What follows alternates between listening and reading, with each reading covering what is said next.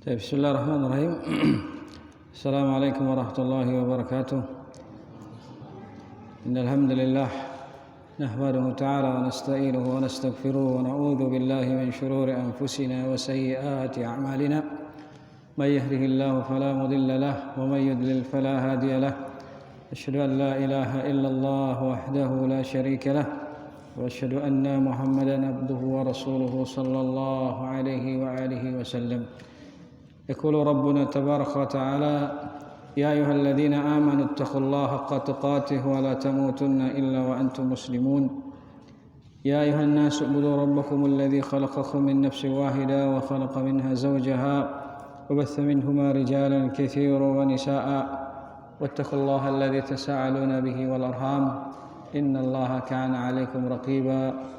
يا أيها الذين آمنوا اتقوا الله وقولوا قولا سديدا يصلح لكم أعمالكم ويغفر لكم ذنوبكم ومن يطع الله ورسوله فقد فاز فوزا عظيما. أما بعد فإن أصدق الحديث كتاب الله وخير الهدي هدي محمد صلى الله عليه وآله وسلم وشر الأمور محدثاتها وكل محدثة بدعة وكل بدعة ضلالة وكل ضلالة في النار. الحمد لله إخوانا في الله rahimani Allah wa iyyakum. Ya, alhamdulillah kita bersyukur kehadirat Allah Subhanahu wa taala atas segala limpahan nikmat dan karunia-Nya yang tiada terbatas dan tidak terbilang jumlahnya. Dan alhamdulillah atas nikmat Islam dan hidayah, dan juga alhamdulillah ya karena kita diberikan kemudahan untuk bisa hadir di masjid ini untuk sama-sama mendengarkan faedah. Ya, semoga apa yang kita dengarkan bisa memberi manfaat terkhusus ya dalam ibadah kita, keseharian kita. Karena pembahasan kita pada kali ini adalah pembahasan tentang ikhlas. Ya, kenapa kita memilih keikhlasan? Karena perkara keikhlasan ya, ringan diucapkan di mulut, tetapi pada prakteknya dia bukanlah sesuatu hal yang mudah. Bahkan para ulama pun menyebutkan hal yang paling berat di antara mereka adalah masalah keikhlasan. Ya, datang dalam sebagian riwayat seperti misalnya Suhail bin Abdullah rahimahullah beliau berkata, "Laisa 'ala nafsi syai'un asyaqqu min al-ikhlas li'annahu laysa laha fihi nasibun." Tidak ada hal yang paling berat pada diri seseorang selain daripada ikhlas, karena keikhlasan itu laysa laha fihi nasibun. Ya, enggak ada bagiannya dari keikhlasan itu. Ya, enggak ada bagiannya kecuali hanya sebatas pada perkara dia adalah niat. Bahkan Ibnu Uyainah rahimahullah menyebutkan, ma alajtu syai'an asyaddu alayya min niyati. Saya tidak pernah memperbaiki sesuatu yang paling berat menurut saya selain daripada niatku. Dan bahkan para ulama pun sendiri memberikan definisi untuk mengetahui apakah dia ikhlas atau tidak adalah ketika kamu tidak tahu kamu itu ikhlas atau tidak, maka mungkin kamu ikhlas. Ya, maka mungkin kamu ikhlas. Dan hal yang juga membuat kenapa penting kita mempelajari masalah keikhlasan, karena keikhlasan itu hal yang paling dalam yang menghubungkan seorang hamba dengan Rabb-Nya. Kita bisa menunjukkan bahwasanya kita beramal dengan ikhlas, amalnya kita seperti orang yang ikhlas, tetapi jauh di dalam hanya antara kita dengan Allah Subhanahu wa taala yang tahu. Kemudian selanjutnya ada kalanya kita beramal, di awal amalan kita ikhlas, tetapi di tengah perjalanan muncul sesuatu yang bisa memalingkan kita dari keikhlasan tersebut. Masuk misalnya dia ke masjid, sholat, karena sementara di saat dia sholat tiba-tiba muncul di belakangnya orang yang ia harapkan bantuannya. Maka tiba-tiba sholatnya awalnya biasa berubah menjadi salat yang riya, tiba-tiba mengesankan dia sangat khusyuk. Karena itu kata Nabi SAW, fa yaqumur rajul fayusalli fayuzayyinu salatahu lima yara min nadharir rajul. Ya, syirik khafi itu yang saya takutkan kepada kalian adalah seorang itu berdiri salat, kemudian tiba-tiba dia memperindah salatnya. Kenapa? Karena adanya seorang yang melihat kepada dirinya. Itu pentingnya kita mempelajari tentang masalah keikhlasan. Nah, apa itu ikhlas? Ikhlas itu sendiri kalau dari sisi bahasa artinya sesuatu yang safi, murni. Sesuatu yang murni. Enggak ada campurannya. Seperti dikatakan dalam firman Allah Subhanahu wa taala, labanan khalisan, ya. Susu yang murni. Begitu juga dikatakan air yang murni. Apa ada airnya? Ya ada airnya. Nah, tidak lantas dikatakan air murni terus enggak ada airnya. Enggak. Jadi ikhlas itu ada bentuknya. Ikhlas itu ada bentuknya. Dan yang diinginkan dari adalah murninya dia tidak tercampur dengan segala sesuatu, apapun itu bentuknya. Itu dari sisi bahasa. Nah, kalau dari sisi syariat, pengertian syariat, para ulama juga banyak mendefinisikan tentang masalah keikhlasan. Apa itu keikhlasan? Jadi kita coba rangkumkan. Ya, di antara yang mengatakan ikhlas itu adalah engkau beramal hanya mengharapkan pahala di sisi Allah Subhanahu wa taala. Bahkan ada yang mengatakan ikhlas itu adalah engkau beramal tidak mengharapkan balasan di dunia dan di akhirat. Dan lain sebagainya. Cuma yang namanya definisi, setidaknya definisi itu mengumpulkan yang disebutkan oleh para ulama, dia jami'. Yang pada definisi tersebut mengumpulkan makna keikhlasan itu yang membuat kalau kita baca, kita mencoba telaah, sudah cukup. Sudah cukup. Karena ketika kita berbicara tentang ikhlas, tidaklah cukup dikatakan ikhlas itu sekedar kita tahu ikhlas. Dia harus dipahami juga dengan apa yang menjadi perusak keikhlasan itu sendiri. Seperti kata para ulama, wa biriddiha yatabayyanul asya'. Dengan lawannya akan nampak jelas perkara tersebut. Bagaimana kita tahu perkara yang siang? Ya tentulah semakin jelas bagi kita yang namanya siang tatkala ada malam misalnya. Ya, semakin jelas bagi kita yang namanya dingin tatkala kita merasakan panas. Nah, itu gambarannya. Kemudian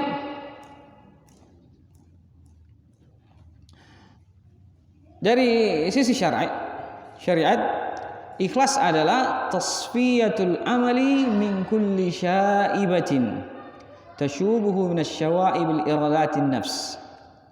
Ikhlas itu adalah membersihkan amalan, membersihkan niat min kulli syaibatin, dari segala cabang-cabang yang berupa min syawa'ib iradatin nafs, keinginan-keinginan nafsu.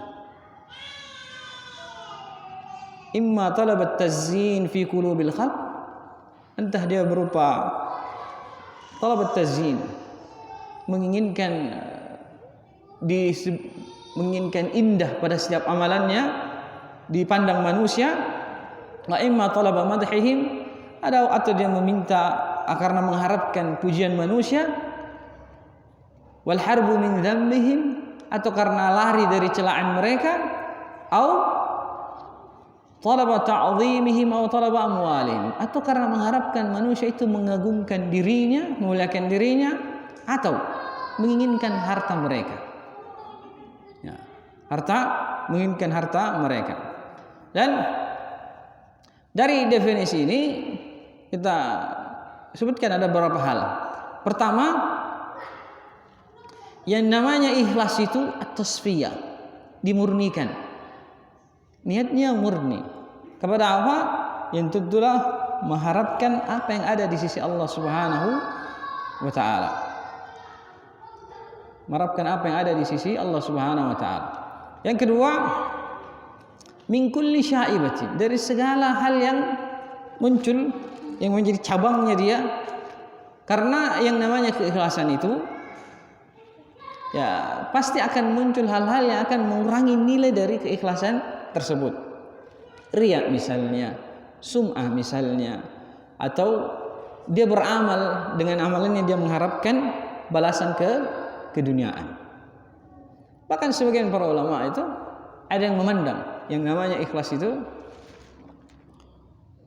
murni dia beramal dengan sendirinya, bahkan tidak mau menerima bantuan orang lain. Ya, dikisahkan pada Khalifah Al-Ma'mun, beliau pernah meminta ketika tiba waktu sholat, beliau diminta dibawakan air untuk beliau berwudu dengan air tersebut. Kemudian kata seorang alim yang ada bersama beliau, kenapa kamu tidak kerjakan sendiri? Bukankah Allah Subhanahu wa taala berfirman, "Faman kana yarju liqa'a rabbih falyamal amalan shalihan wa la yusyrik bi ibadati rabbih ahada." Siapa yang mengharapkan perjumpaan dengan Rabbnya, maka hendaknya dia mengerjakan amalan saleh, wa la yusyrik bi ibadati rabbih ahada, dan dia tidak mempersekutukan Allah Subhanahu wa taala dalam ibadahnya seorang pun. Nah, ketika dia misalnya berwudu, meminta orang mengambilkan air wudunya, bukankah dia menggunakan orang lain dalam ibadahnya kepada Allah? Nah, seperti itulah kadang mereka mendefinisikan ikhlas. Bahkan perkara yang bisa mereka minta tolong pun sebisa mungkin jangan. Itu bagian dari keikhlasan. Karena itu nanti akan kita sebutkan tentang para ulama yang mereka menyembunyikan amalannya.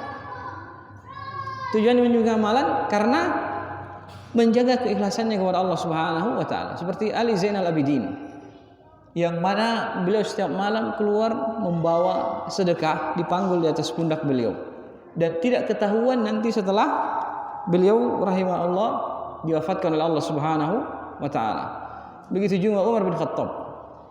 Suatu waktu kisah yang masyhur, beliau keluar di malam hari lihat ke kondisi penduduk Madinah, lalu mendapati orang tua yang lagi terkesan sibuk menyiapkan makanan untuk anaknya. Kemudian setelah Umar hampiri beliau malah menjelek-jelekkan khalifah ketika itu. Ini semua gara-gara Umar, kami tidak makan dan seterusnya. Singkat cerita, Umar kembali ke Baitul Mal, mengangkat satu karung gandum. Orang yang ada bersama beliau, pembantu beliau ingin mengangkat. Tapi kata Umar, tidak, biar saya yang bawa sendiri. Karena kembali kepada masalah keikhlasan. Baik. Dan nanti insya Allah akan ada pembahasan selanjutnya tentang lawan-lawan dari keikhlasan atau penyakit-penyakit yang muncul dari keikhlasan. Cuma pada hari ini kita khususkan tentang masalah ikhlas itu sendiri. Baik. Hukum ikhlas. Ya, hukum keikhlasan sendiri adalah wajib. Tentunya wajib. Karena kapan dia tidak ikhlas, maka tidak ada nilai dari setiap amalannya. Tidak ada nilai dari setiap amalannya. Allah Subhanahu wa taala berfirman, "Wa ma umiru illa liya'budullaha mukhlishina lahud din." Ya, kami tidak perintahkan mereka kecuali agar mereka menyembah hanya kepada Allah, mukhlishina lahud din, mengikhlaskan agama itu hanya kepada Allah Subhanahu wa taala. Ya, mengikhlaskan agama itu hanya kepada Allah Subhanahu wa taala. Dan juga firman Allah Subhanahu wa taala, "Wa aqimu wujuhakum inda kulli masjidin wad'uuhu mukhlishina lahuddin." Ya, aqimu wujuhakum. Hadapkan wajah kalian kepada Allah Subhanahu wa taala tatkala kalian beribadah inda kulli masjid, di setiap masjid. Masjid pada ayat ini maksudnya seluruh tempat yang kita tempati untuk beribadah. Mukhlishina lahuddin, dalam mengikhlaskan ibadah hanya kepada Allah Subhanahu wa taala. Inna anzalna ilaikal kitaba bil haqq fa'budillaha mukhlishan lahuddin. Sudah kami menurunkan Alkitab kepadamu dengan membawa kebenaran, maka ibadahlah kalian kepada Allah mukhlishina lahuddin, dengan mengikhlaskan agama hanya kepada Allah Subhanahu wa taala. Kemudian selanjutnya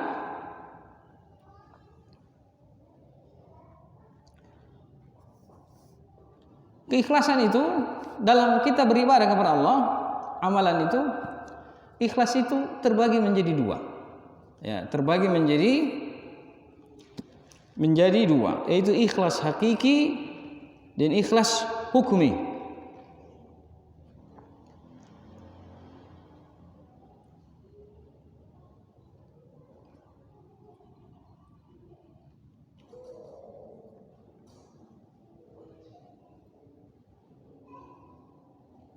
Ya, ikhlas hakiki dan ikhlas hukmi. Jadi kenapa ada pembagian seperti ini?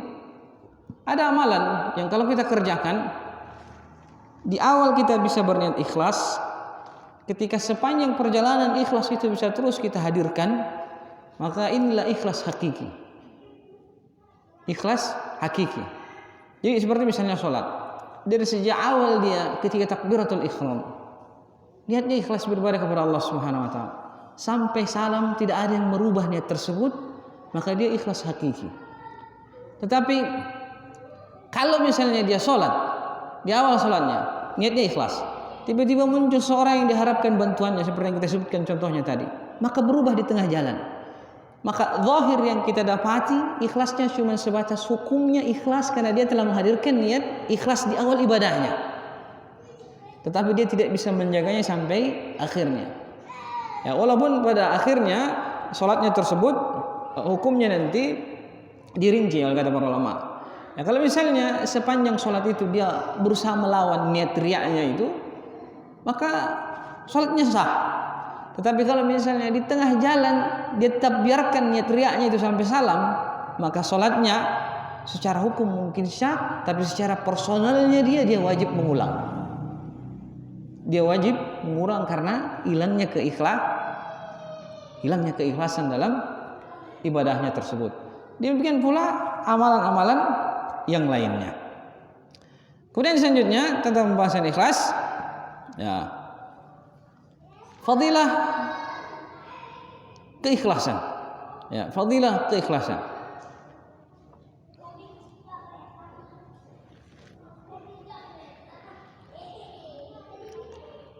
Orang-orang ikhlas itu banyak fadilahnya. Di antaranya, ya, selain karena mereka mengerjakan ketaatannya sesuai firman Allah Subhanahu wa taala, ya, seperti yang kita sebutkan tadi, menegakkan ibadahnya kepada Allah Subhanahu wa taala dengan keikhlasan, ada hal-hal yang juga Allah Subhanahu wa taala janjikan bagi orang-orang yang menjaga keikhlasannya kepada Allah Subhanahu wa taala. Di sini kita punya sekitar 24 fadilah dari orang-orang yang ikhlas kepada Allah Subhanahu wa taala.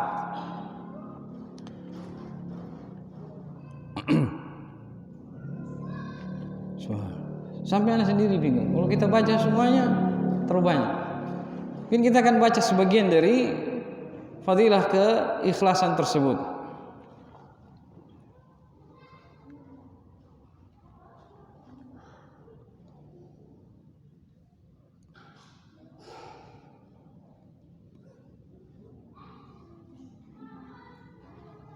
Nah, fadilah yang pertama, orang yang ikhlas itu mereka akan mendapatkan syafaat Nabi sallallahu alaihi wasallam di hari akhirat. Ya, di mana Nabi sallallahu alaihi wasallam bersabda, "As'adun nasi bi syafaati yaumil qiyamah man qala la ilaha illallah khalisan min qalbihi aw min nafsihi." Orang yang paling berbahagia dengan syafaatku pada hari kemudian adalah orang yang mengucapkan kalimat la ilaha illallah ikhlas dari dalam hatinya. Kemudian keikhlasan juga akan menyelamatkan seorang itu dari fitnah. Seperti yang ada dalam kisah Nabi Yusuf. Ya. Dalam kisah Nabi Yusuf, tatkala Nabi Yusuf alaihissalam digoda oleh istri Aziz, Imra'atul Aziz ketika itu,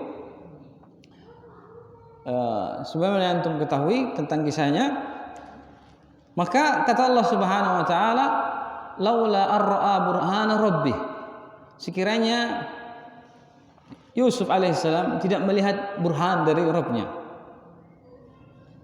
Wa kadzalika linasrifa anhu su'a wal fahsya. Demikianlah kami palingkan darinya as-su, keburukan, wal fahsya, fahish.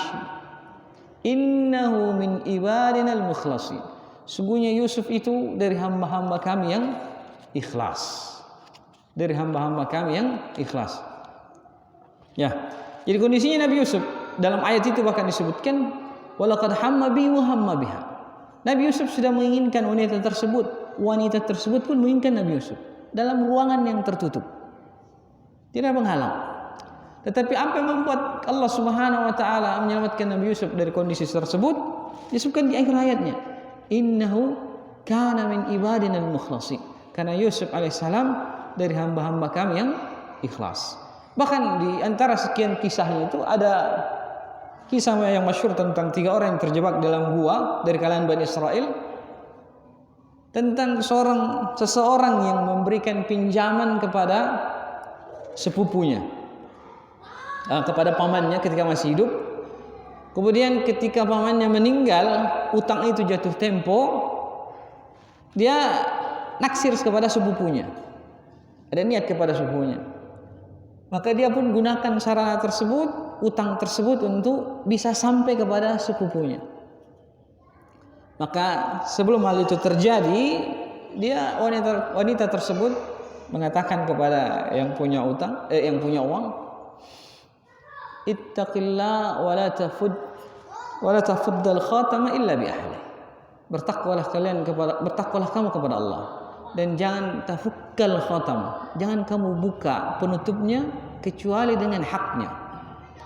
Maka seketika sepupunya itu yang punya uang tersadar dan meninggalkan wanita tersebut dan mengikhlaskan utang dari ayahnya. Nah, yang tersembunyi adalah di akhir kisah itu dia menggunakan amaliyahnya ini dan mohon kepada Allah, ya Allah, kalau saya mengerjakan hal tersebut karena ikhlas mengharapkan keridhaan-Mu, maka tolong bukakan bagi kami celah gua ini. Maka Allah Subhanahu wa taala dikatakan membukakan bagi mereka pintu tersebut. Sebenarnya kisah yang masyhur. Nah, poin yang kita ingin garis bawahi, apa yang kira-kira membuat pemuda tersebut bisa berhenti seketika? Cuma disebutkan dengan satu kalimat, ittaqullah wa la tafuddal khatama illa bi ahli. Takwalah kamu kepada Allah, jangan buka penutupnya kecuali dengan haknya. Apa kira-kira yang bisa membuat dia berhenti seketika itu? Jawabannya tidak lain adalah karena dia punya keikhlasan. Mungkin ketika awal dia berikan utang itu kepada pamannya, dia punya keikhlasan di situ. Tetapi namanya manusia di tengah perjalanan untuk bisa menjaga keikhlasan, banyak hal yang muncul. Seperti misalnya dia digoda dengan syahwatnya. Mungkin karena melihat sepupunya itu cantik dan seterusnya, dia digoda dengan syahwatnya. Apa yang membuat dia selamat? Padahal cuma kalimat ittaqullah, bertakwalah kepada Allah. Ya karena orang tersebut punya keikhlasan dalam hatinya. Kalau secara asal dia tidak punya keikhlasan, tidak akan mengaruh. Kalimat ittaqullah tidak akan berpengaruh sama sekali. Nah, demikian pula juga kita. Ya, apapun yang kita kerjakan, jagalah keikhlasan. Karena di ayat tersebut, ya, Allah Subhanahu wa taala berfirman, "Kadzalika linasrifa anhu su", kejelekan, wal fahsya. Su mewakili keburukan di dunia. Fahsya ini keburukan pada agama seseorang. Karena tidak disebutkan kalimat fahsya kecuali pada perbuatan yang keji, zina dan yang sejenisnya. Innahu kana fahisha.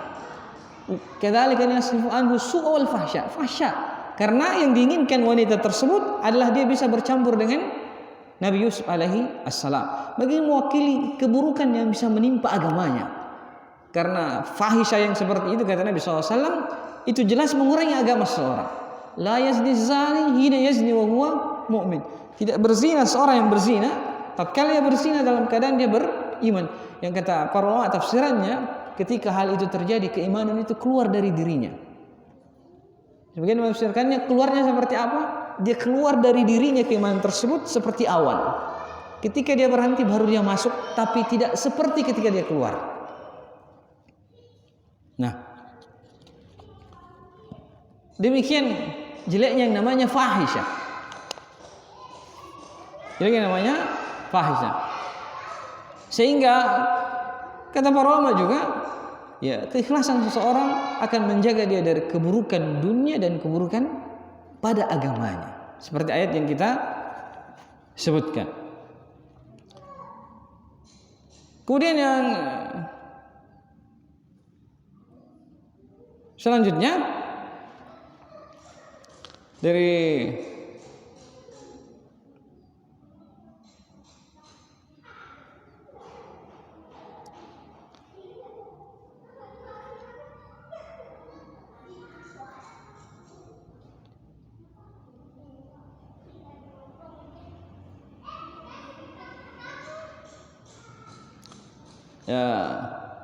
dari hal yang ma'ruf adalah diterimanya amalan-amalan kita di sisi Allah Subhanahu wa taala.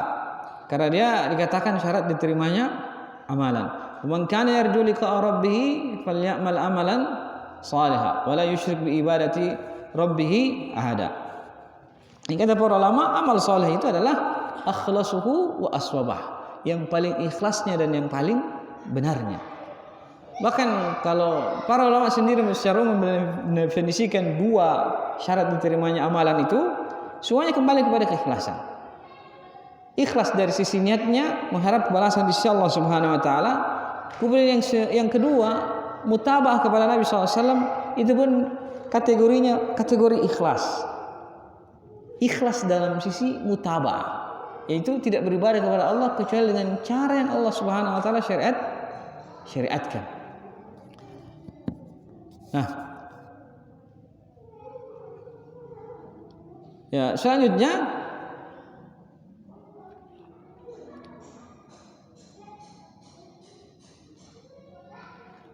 ya, kecintaan Allah kepada orang-orang yang ikhlas.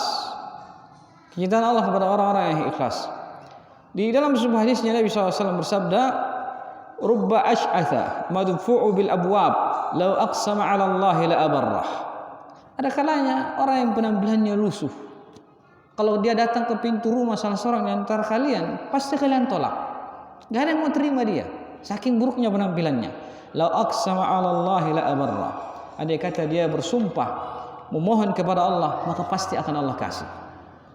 Dan ini ada kisah yang masyhur di masa lalu, ketika itu Madinah dalam kondisi kekeringan. Lupa siapa ulama yang ketika itu, kondisi kekeringan. Di tengah kondisi kekeringan, manusia sudah sholat istisqa, belum juga turun hujan. Sampai salah seorang alim ketika itu di dalam Masjid Nabawi, ada seorang budak penampilannya lusuh, kulitnya hitam, datang sholat malam berdoa, "Ya Allah, sesungguhnya manusia ini sedang butuh kepada rahmat-Mu. Ya Allah, berilah mereka hujan."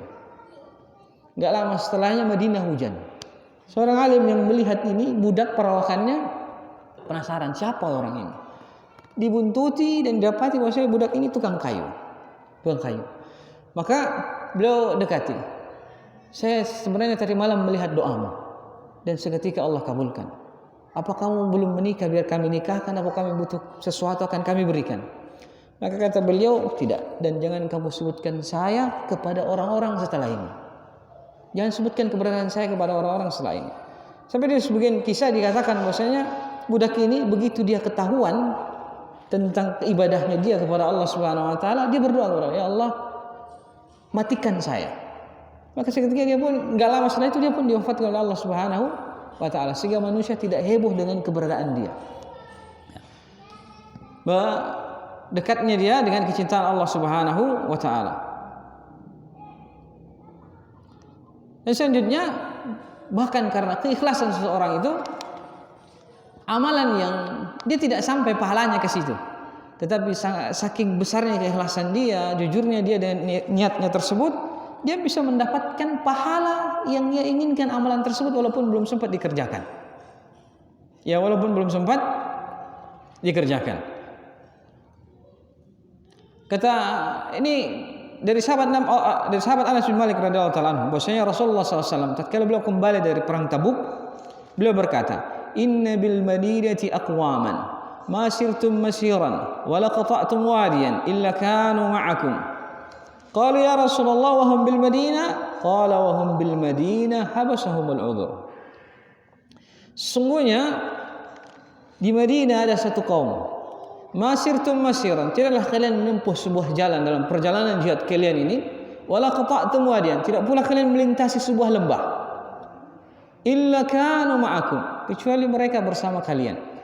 Dalam riwayat lain, kanu ma'akum fil ajr, mereka itu bersama kalian dengan pahalanya. Maka kata para sahabat, ya Rasulullah, wahum bil Madinah, bersamaan dengan itu mereka tetap di Madinah ya Rasulullah. Maka kata Nabi SAW, wahum bil Madinah habasahumul udhur, mereka di Madinah dan mereka tertahan oleh uzur. Yang dimana kisahnya itu, tatkala Nabi SAW menyiapkan pasukan untuk pergi berperang, banyak sebagian sahabat yang datang dari kalangan orang-orang yang tidak mampu. Mereka datang kepada Nabi SAW agar diajak. Maka kata Allah Subhanahu Wa Taala, "Qulta la ajidu ma ahmilukum alaihi." Lalu engkau wahai Muhammad mengatakan kepada mereka, saya tidak punya sesuatu untuk saya bisa membawa kalian serta bersama kami. Enggak ada lagi tunggangan. Perbekalan pun tidak mencukupi kalau kalian ikut. Maka Allah sebutkan, tawallau a'yunuhum tafidu minad dam'i alla yajidu ma yunfikun. Maka mereka pun pulang sementara tangis mereka penuh, wajah mereka penuh dengan tangisan, air mata. Kenapa? Sedih. Mereka tidak punya sesuatu untuk mereka bisa infakkan untuk bisa ikut ke medan jihad. Orang-orang yang seperti inilah yang disebutkan dari Nabi SAW, masirtum masiran. Semenjak kita berjihad, tidak satupun jalan yang kita tempuh atau lembah yang kita seberangi, kecuali mereka juga ikut dapat pahalanya. Kenapa? Mereka di Madinah. Besarnya keikhlasan mereka untuk menyertai Nabi SAW, tetapi habasahumul udhur, mereka tertahan oleh udhur. Dan di riwayat yang lain juga tentang hadis, kata Nabi SAW, man talaba syuhada minallahi an sidqin ballaghahu Allahu manazil syuhada wa imma ja'ala firashi. Orang yang meminta mati syahid kepada Allah, jujur dari dalam hatinya, maka Allah akan sampaikan dia derajat orang yang mati syahid wa imma ta'ala firashi, walaupun dia mati di atas tempat tidurnya. Ya. Fadilah orang-orang yang ikhlas kepada Allah Subhanahu wa ta'ala. Kemudian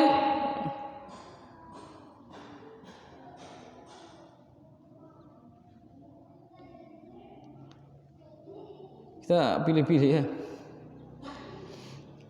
Ikhlas itu sebab datangnya pertolongan Allah Subhanahu wa ta'ala. Dari Sa'ad bin Abi Waqqas radhiyallahu ta'ala anhu bahwasanya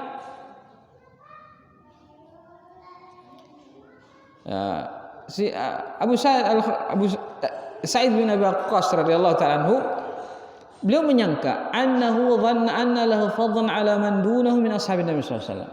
Sa'id bin Abi Waqqas menyangka bahwasanya beliau punya fadilah keutamaan dari selain beliau dari sahabat Nabi sallallahu alaihi wasallam. Maka Nabi sallallahu alaihi wasallam bersabda kepada beliau radhiyallahu anhu, "Innama yansurullahu hadhihi al-ummah bidha'ifiha wa bida'watihim wa salatihim wa ikhlasihim." Kata Nabi SAW, sesungguhnya Allah Subhanahu wa taala menolong umat ini dengan orang-orang yang lemah di antara mereka. Bida'watihim, dengan doa-doa mereka. Wa salatihim, dengan salat mereka. Wa ikhlasihim, dan karena keikhlasan mereka. Karena itu, ya, apa yang kita mau mulai, misalnya kita mulai sebuah lembaga atau mulai sekolah atau mulai apa saja yang tujuannya dakwah di jalan Allah, jaga keikhlasannya. Hanya tinggal menunggu waktu sampai pertolongan Allah Subhanahu wa ta'ala datang. Yansurullah, innama yansurullah. Tidaklah Allah kecuali akan menolong mereka. Salah satunya sebabnya adalah karena keikhlasan mereka.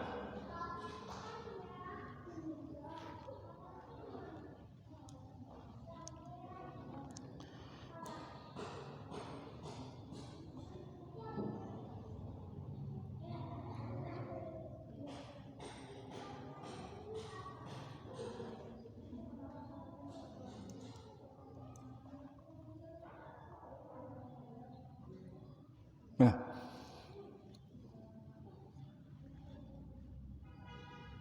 ya, selanjutnya maghfiratud dzunub. Ya, orang-orang yang menjaga keikhlasannya adalah sebab diampuninya dosanya. Ya, sebab diampuni dosanya seseorang. Dari Abu Hurairah radhiyallahu taala anhu, beliau bersabda, "Kana Nabi sallallahu alaihi wasallam, Nabi sallallahu alaihi wasallam itu bercerita, bainama kalbun yutifu biraqiyatin kana yaqtuluhu al-atash. Idza ra'athu al-baghu min baghaya bani Israil, fanaza'at muqaha fasaqahathu faghufira laha bihi." Ya. Ada seekor anjing yang sudah hampir mati karena kehausan, dan anjing tersebut dilihat oleh salah seorang wanita bagi. Ya, wanita, apa bahasa paling sederhana? Itu bahasa biasanya. WTS. Ya, wanita. Jadi pahamilah, wanita pelacur. Nah, tatkala melihat anjing tersebut kehausan, fanaza'at muqaha fasaqathu. Beliau melepaskan seperti kayak bawaan beliau, kemudian beliau gunakan hal tersebut untuk memberi minum si anjing. Dengan kisah yang masyhur. Dan dalam riwayat yang lain itu tentang seorang pemuda yang kehausan ketemu sumur. Beliau minum dari sumur tersebut. Kemudian setelahnya datang anjing. Ini ada dua kisah ya, satu pelacur, satu pemuda. Nah, pemuda tersebut turun ke sumur dengan, karena tidak ada gayung ketika itu, turun ke sumur menggunakan sepatunya. Beliau isi sepatunya dengan air, kemudian digigit, manjat ke atas untuk memberi minum anjing tersebut. Yang mana dalam kisah keduanya kata Nabi sallallahu alaihi wasallam, faghufira laha bihi. Ya, dia diampuni karena sebab hal tersebut.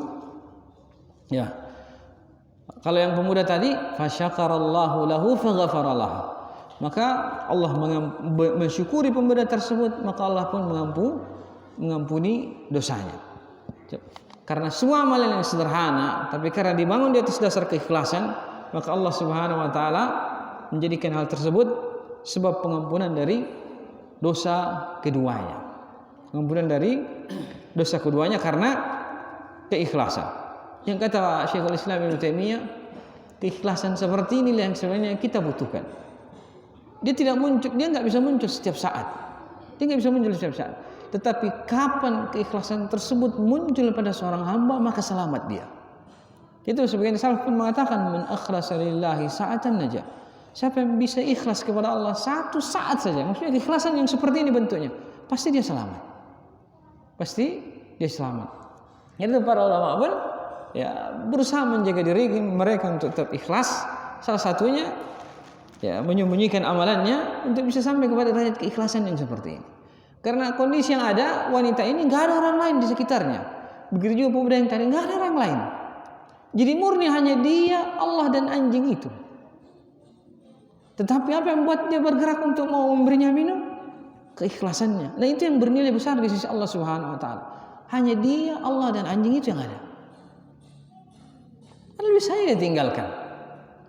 Bisa aja dia tinggalkan. Apalagi secara umum, kalau syariat kita, bahkan dalam ada masa di Madinah itu Nabi SAW memerintahkan untuk membunuh seluruh anjing yang ada di Madinah, kecuali anjing yang dipakai untuk berburu, menjaga perkebunan. Selainnya disuruh bunuh oleh Nabi SAW. Jadi secara asal keberadaannya pun bukan hal yang dicintai, keberadaan anjing tersebut, kecuali kalau ada maslahat yang ingin diambil dari anjing tersebut.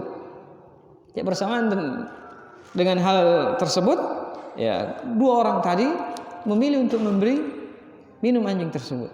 Maka tidak yang tersisa yang tergambar dari keduanya kecuali karena keikhlasan mengharapkan balasan di sisi Allah Subhanahu wa taala, dan hal tersebut menjadi pengampunan untuk keduanya. Kemudian terkait hal ini ada hal yang ingin kita garis bawahi. Ya, sebagian orang menjadikan dua hal tersebut, ya, dua kisah tersebut maksudnya tentang bermudah-mudah dalam berbuat kemaksiatan, bermudah-mudah dalam melakukan pelanggaran. Kenapa alasannya?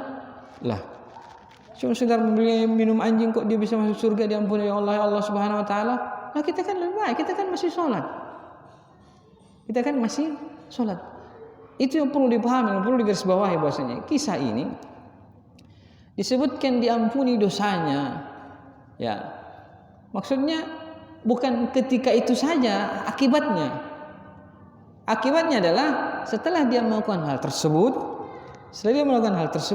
Allah berikan dia taufik untuk bertobat kepada Allah Subhanahu wa taala, yang dengan tobatnya itulah kemudian dia bisa taat, kemudian mati di atas ketaatannya kepada Allah Subhanahu wa taala.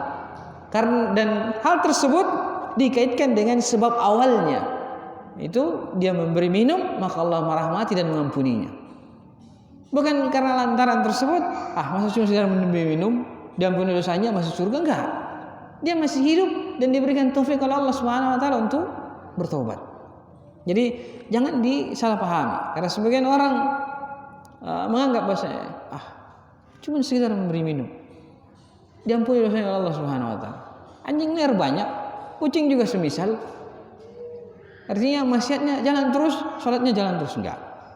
Di kondisi seperti ini ya, yang hendaknya kita pahami, tidak boleh seorang itu merasa aman dari makar Allah Subhanahu wa taala. Afa aminu makrallah fala ya'manu makrallahi illal qaumul khasirun.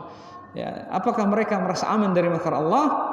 Tidak ada yang merasa aman dari makar Allah kecuali orang-orang yang merugi. Wah. Belum. Kita masih ada beberapa poin. Tanda-tanda keikhlasan.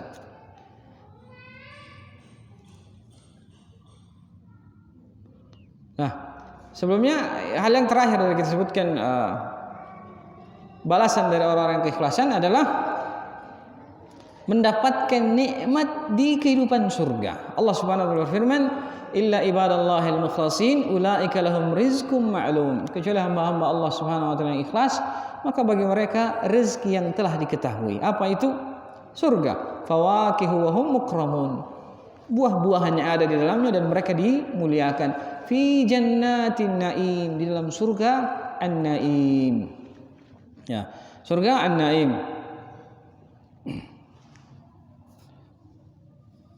Nah, selanjutnya selamat dari azab akhirat. Sebab orang selamat dari azab akhirat. Seperti kisah disebutkan dalam surah Al-Insan. Innama nut'imukum liwajhillah. Kami memberikan makan karena mengharap wajah Allah. Itu ikhlas. La nuridu minkum jazaa'a wala syukura. Tidak mengharapkan dari kalian rasa pembalasan dan juga ungkapan terima kasih. Kemudian inna nakhafu min rabbina yawman abusan qamtarira. Kami takut kepada Allah hari di mana keburukan itu menyebar. Fawaqahumullahu syarra dzalikal yawmi wa laqahum nadratan wa surura wa jazaahum bima sabaru jannatan wa harira. Fawaqahumullah, maka Allah pun menjaga mereka syarra dzalikal yawm, dari buruknya hari tersebut, itu hari kiamat.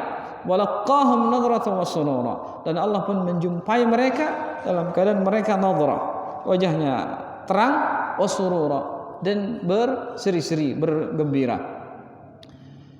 Tapi yang selanjutnya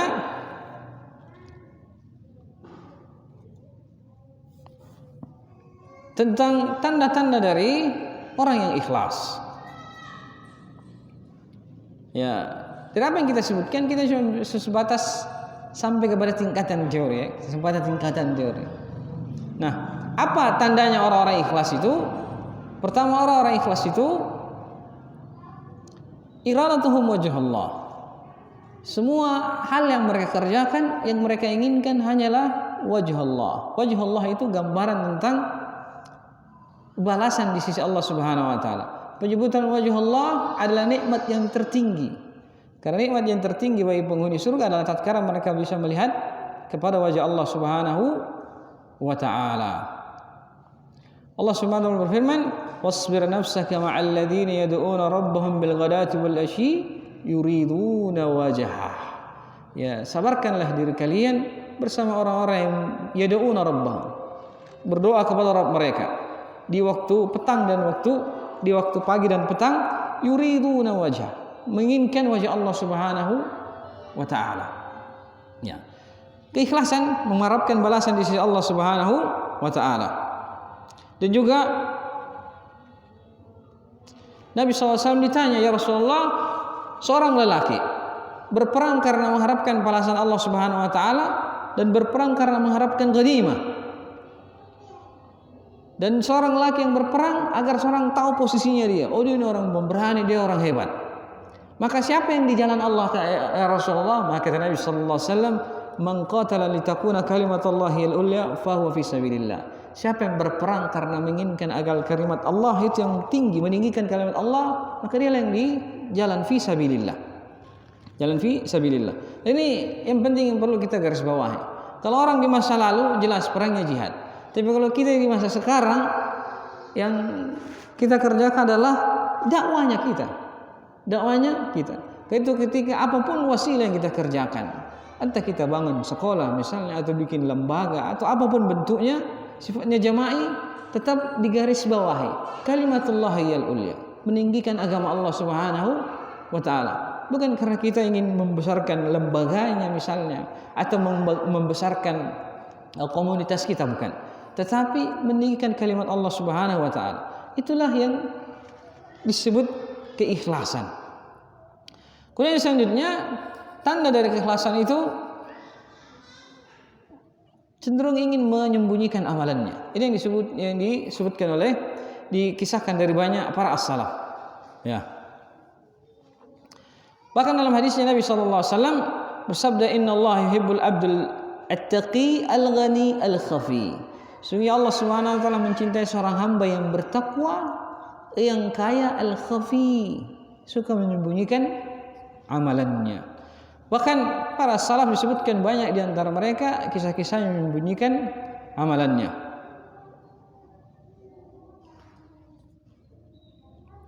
Ya.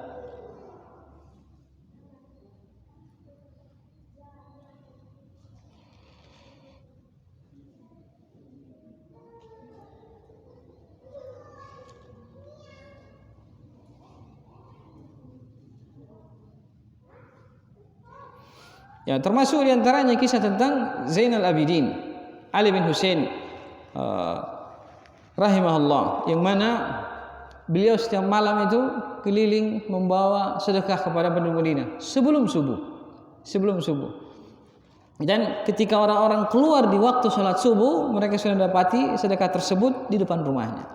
Dan setelah meninggal diketahui bahwasanya yang mendapatkan sedekah itu sebanyak 100 kepala keluarga, hampir setiap malam. Tidak ada yang tahu kecuali setelah beliau diwafatkan oleh Allah Subhanahu wa taala. Barulah semua berpikir, semenjak kematian beliau enggak pernah lagi ada sedekah. Ya, karena bagaimana beliau rahimahullah berusaha menyembunyikan amalannya. Bahkan Rabi' bin Haytham dikatakan bahwasanya seluruh amalan beliau itu tersembunyi. Bahkan disebutkan ketika beliau membaca Al-Quran, ada orang yang datang, Al-Qurannya diumpetin. Bahkan Umar bin Khattab radhiyallahu Imam Ahmad karena beliau mau tidak mau kedapatan beliau membaca Al-Quran, tapi orang yang meriwayatkan beliau sering melihat Imam Ahmad baca Al-Quran, beliau mengatakan, "Saya tidak pernah mendengar beliau khatam." Jadi beliau baca, tapi giliran khatam enggak boleh ada yang tahu. Urusan dia dengan Allah Subhanahu wa taala. Sehingga dikatakan orang melihat beliau baca Al-Quran, tapi enggak pernah ada yang melihat beliau khatam. Karena kebiasaan mereka menyembunyikan amalannya, rahimahullah ajma'in. Bahkan sebagian lagi dikatakan mereka berpuasa dalam masalah puasa sunnah. Beliau kerja di pasar, jualan di pasar. Kalau beliau berangkat dari rumah, beliau bawa bekal. Dan keluarganya pun menyangka bahwasanya beliau akan makan bekalnya di tempat kerjanya. Di tempat kerjanya beliau tidak makan, sehingga orang-orang pun menyangka, oh mungkin dia sudah makan di rumah. Kenapa? Saking menyembunyikan amalannya kepada Allah Subhanahu wa taala. Abdullah bin Mubarak dalam sebuah kisah dalam medan jihad, ada orang yang bersama beliau rahimahullah. Setiap malam beliau berdiri sholat malam. Beliau berdiri sholat malam, tapi sebelum beliau sholat, dia pastikan dulu teman beliau ini udah tertidur. Maka beliau pun bergaya seakan-akan beliau tertidur. Begitu beliau merasa temannya tertidur, beliau bangun sholat sampai menjelang fajar. Tatkala fajar berkumandang, beliau bangunkan sahabatnya untuk bangun. Yang kejadian selanjutnya ternyata sahabatnya Ibnu Mubarak ini mengatakan, saya tahu apa yang kamu kerjakan semalam. Seketika itu raut wajah beliau berubah. Gak pernah lagi ngomong sama orang itu. Gak pernah lagi diajak ngomong. Kenapa? Karena beliau tidak mau rahasianya terbongkar, menyembunyikan ibadahnya kepada Allah Subhanahu wa ta'ala. Maka Nabi SAW secara umum pun mengatakan, hatta la ta'lamu shimalu ma tunfiqu yaminu, sampai tangan kirinya pun enggak tahu apa yang diinfakkan oleh tangan kanannya. Nah, orang-orang yang ikhlas demikian, lebih berusaha untuk menyembunyikan amalannya. Kemudian selanjutnya, ya karena kesenangan menyembunyikan amalan, dapat diketahui bahwasanya sariratuhum ahsan min alaniyatihim. Orang yang amalannya tersembunyi biasanya jauh lebih baik dari apa yang terang-terang mereka kerjakan. Tanda bahwasanya mereka adalah orang yang ikhlas. Tanda orang yang mereka ikhlas. Walladzina yabituna lirabbihim sujjadan wa qiyama. Mereka yang memalamkan, bermalam untuk Rabbnya dalam keadaan sujud dan dalam keadaan berdiri. Maksudnya ketika mereka sholat. Bahkan ya sebagian ulama dikatakan ada yang beliau kalau pagi mengajar dengan penuh semangat supaya mengesankan kepada murid mereka, beliau ini baru bangun tidur. Kenapa? Mengajar dengan semangat. Padahal tidak seorang pun yang tahu beliau itu sholat sepanjang malam. Begitu tiba waktu subuh, beliau mengesankan kepada beliau mengajar dengan berapi-api, menunjukkan kepada orang bahwasanya beliau baru bangun tidur. Jadi nggak ada yang tahu bahwasanya beliau sholat malam. Bahkan ada seorang ulama lagi, Imam Al-Mawardi, dikatakan beliau punya tulisan buku yang banyak. Baru ketahuan tatkala beliau mau wafat. Di akhir-akhir kehidupan beliau mengatakan kepada orang yang beliau percayai, kamu datang ke maktabah ini, itu semua buku yang di dalam tulisan saya. Jadi setelah beliau wafat, baru tulisan tersebut dikeluarkan semuanya, dan itu satu tunggangan besar tulisan beliau. Beliau tidak mau mengakui kecuali nanti di akhir hayat hidup, karena ada tanggung jawab ilmiah.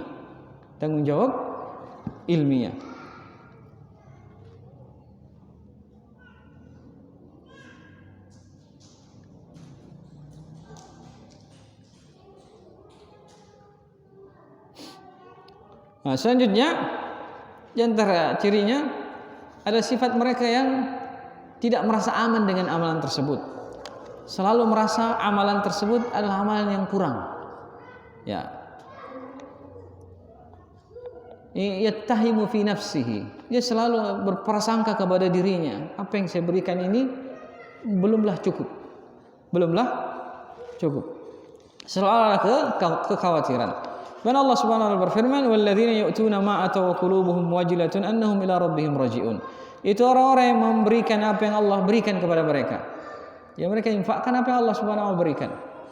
Wa qulubuhum wajilah, sementara hati mereka itu bergetar, annahum ila rabbihim raji'un, dan mereka akan kembali kepada Allah Subhanahu wa taala. Takut hati mereka bergetar karena mereka akan kembali kepada Allah Subhanahu wa taala. Kata para ulama, disebutkan dalam kisahnya tentang ayat ini, kata Aisyah radhiyallahu anha, ya Rasulullah, bukankah mereka itu adalah orang yang mereka itu bersedekah, tapi di sisi lain mereka mencuri, berzina, dan maksiat juga. Maka kata Nabi SAW, ya bintas Siddiq, bukan wahai putrinya As-Siddiq, Aisyah radhiyallahu anha, bukan orang yang seperti itu. Karena gambarannya menurut Aisyah radhiyallahu anha, mereka sudah berinfak, bersedekah, tetapi masih merasa takut. Berarti apa yang membuat mereka takut? Karena logikanya kalau mereka sudah bersedekah, berinfak, memberikan ibadah kepada Allah Subhanahu wa taala, harusnya sudah merasa aman. Kenapa? Karena ini ketakutan, karena ini ibadah maksudnya. Tetapi yang ada, maka mereka kok malah takut. Apa yang membuat takut? Ya pastilah karena dosa. Karena itu kata Aisyah, bukankah mereka ini ya Rasulullah, mereka yang berinfak, tetapi bersama mereka berinfak, tapi bersama dengan itu mereka tetap mengerjakan maksiat. Jadi nyambung. Tapi kata Nabi SAW, la ya bintas Siddiq, bukan wahai bintas Siddiq. Bahkan mereka alladzi yusalli wa yasum wa yatasaddaqun wa yakhafuna alla yataqabbalallahu minhu. Bahkan mereka adalah orang yang sholat, berpuasa, mereka bersedekah, tetapi mereka takut jangan sampai Allah Subhanahu wa taala tidak menerima ibadah mereka. Ibadah mereka. Bahkan kata Ali radhiyallahu anhu, kalau saya tahu saya bisa ikhlas satu kali saja, maka saya tinggalkan kalian dan seluruh urusan dunia kalian. Karena masalah keikhlasan. Kemudian selanjutnya, ini sampai jam 11 saya.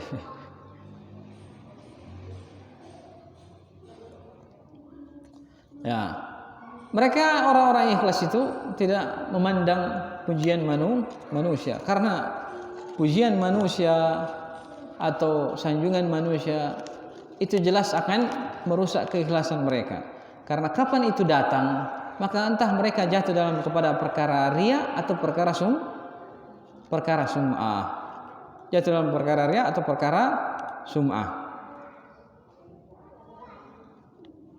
Kata Nabi sallallahu alaihi wasallam, "Man samma Allahu bihi wa man ra'a Allahu bihi." Barang siapa yang amalannya itu karena sum'ah, maka dia akan dapatkan pahala sum'ahnya.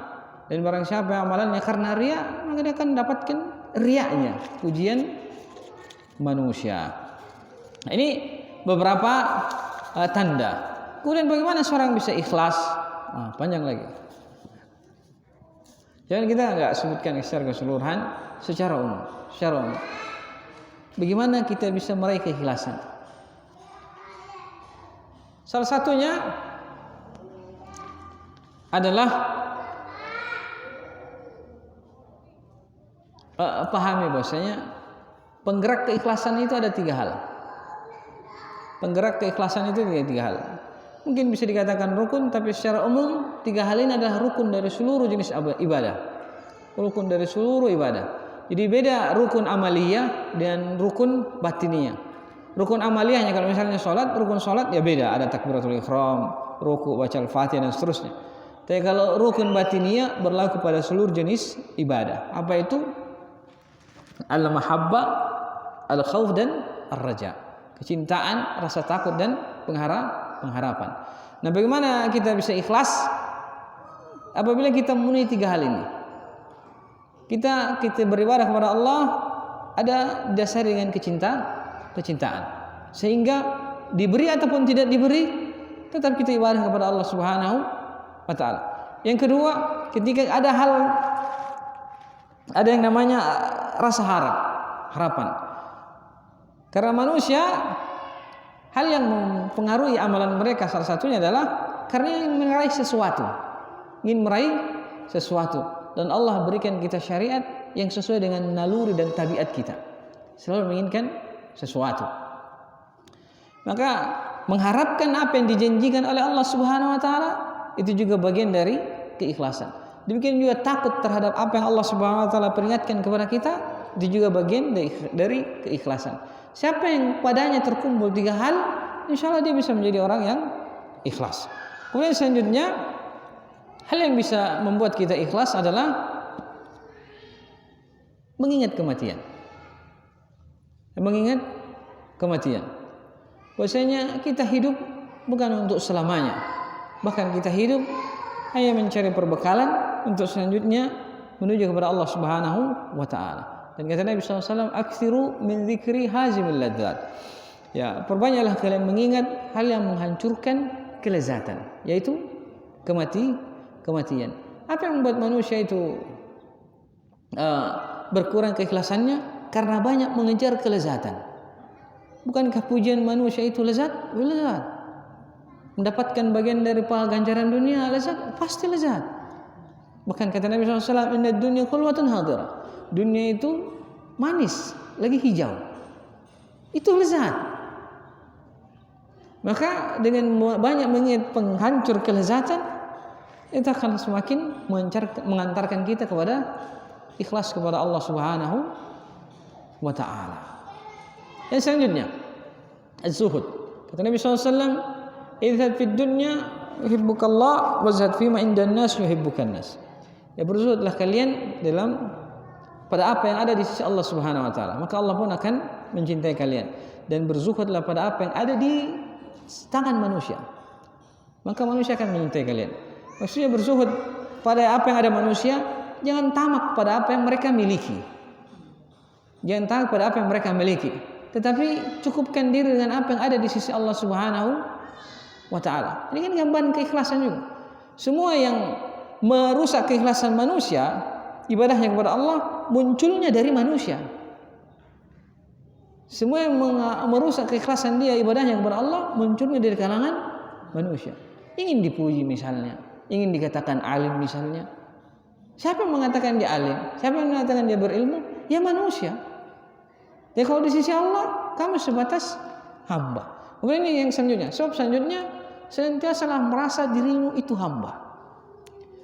Yang namanya hamba itu akan selalu taat dan patuh kepada Rabb-nya. Apa bahasa sederhananya hamba? Ya budak. Sampai kata budak ini digunakan orang-orang sebelah untuk menyerang kaum muslimin. Kami lebih enak, kami bisa menganggil Rabb kami dengan Bapak. Lah kalian budak. Ya. Sementara budak itu adalah bentuk kemuliaan dari Allah Subhanahu wa taala. Penyebutan hamba itu adalah bentuk kemuliaan. Bahkan sebuah amalan yang besar Nabi kita sallallahu alaihi wasallam ketika Isra Mi'raj tidak dikatakan dengan kata Rasul atau Nabi, tapi disebutkan dengan sifat Subhanalladzi asra bi abdihi, dengan hambanya. Dan kata Nabi SAW memperumpamakan seorang hamba itu seperti onta, haitsu quyida inqadu, seperti onta yang diternakan, kemana dia ditarik ke situ dia akan ikut. Gambarannya saking taatnya dia kepada pemiliknya, karena dia merasa dia adalah ternak, terserah mau diapain, terserah mau diapain. Nah, ini beberapa hal yang bisa kita kerjakan untuk melatih keikhlasan kita kepada Allah Subhanahu wa taala. Dan ada banyak hal, dan pembahasan ikhlas ini memang panjang. Pembahasan ikhlas ini memang panjang, kita cukupkan dengan apa yang bisa kita sebutkan pada kesempatan siang ini. Dan mohon maaf tadi telat karena ada urusan keluarga sedikit. Alhasil sebagai penutup, ya, yang namanya keikhlasan itu yang bisa sampai kepada kita sebatas teori, benar? Semuanya teori. Yang tahu antara kita ikhlas dengan tidak hanya kepada Allah, hanya Allah Subhanahu wa taala dengan kita. Karena itu Allah isyaratkan tentang puasa. Illa siyam fa innahu li wa ana ajzi bihi. Kecuali puasa, sesungguhnya dia milikku dan saya akan balas. Kenapa kata para ulama dikatakan puasa itu untuk saya dan saya yang balas? Karena enggak ada yang tahu dia puasa kecuali dia dengan Allah Subhanahu wa taala. Apa bedanya orang puasa dan tidak puasa ketika jalan bersamaan? Enggak ada bedanya. Salat dengan tidak salat, ketika mereka salat, orang puasa dan tidak puasa, enggak ada bedanya. Sama gerakannya.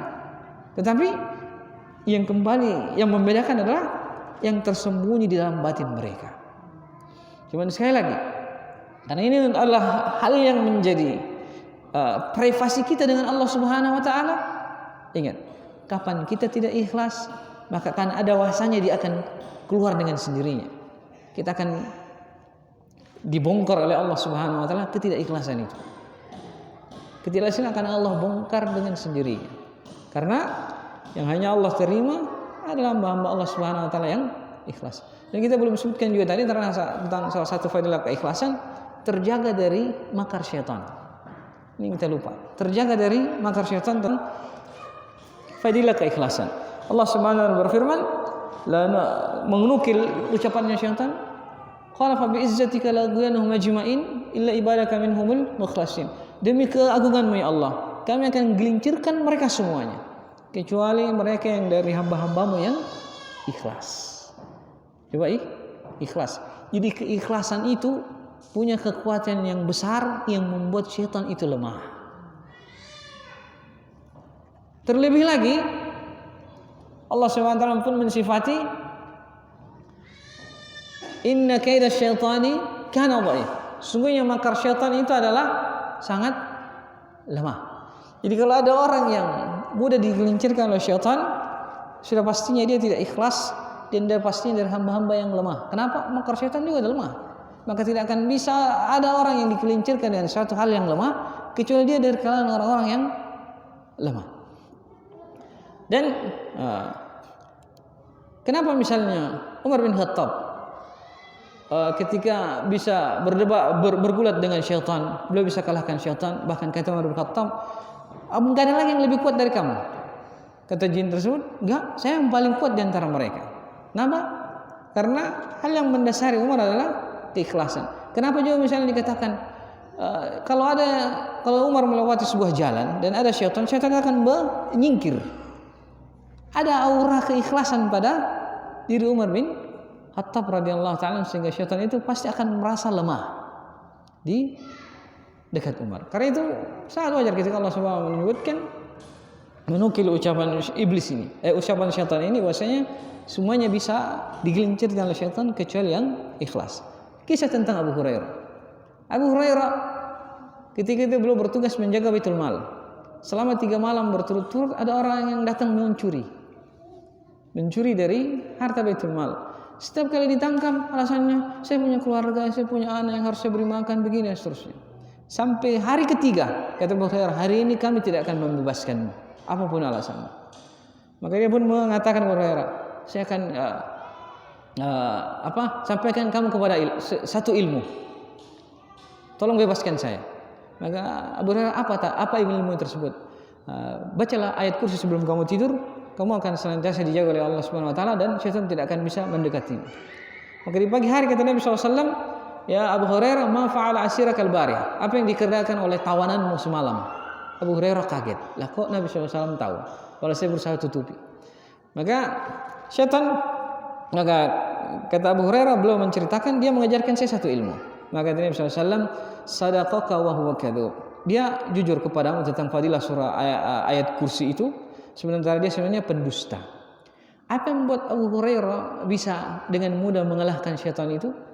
Syaitan ini, kalau sekitar berwujud manusia ngambil rampasan perang, ngambil harta ghanimah dari Baitul Mal, ngambil harta dari Baitul Mal, kan gampang sekali, tinggal menghilang.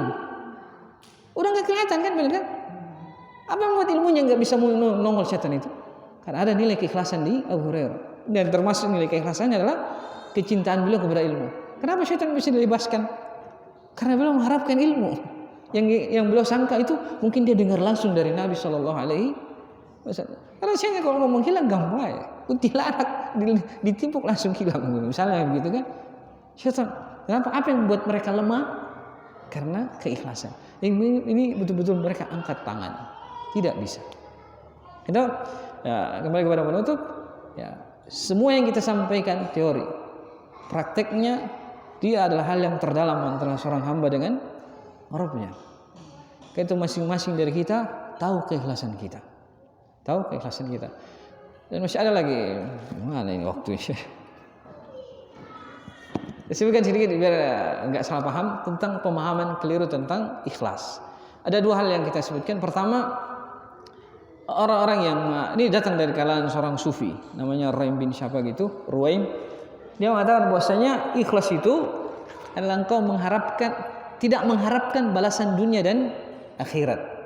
Bahkan yang masyhur dari kalangan sufi, ucapannya Rabi al-Adawi, ya Allah, kalau saya beramal kepadamu karena mengharapkan surga, jangan masukkan saya ke surga, dan kalau saya beramal kepadamu karena masuk neraka, masukkan saya ke neraka.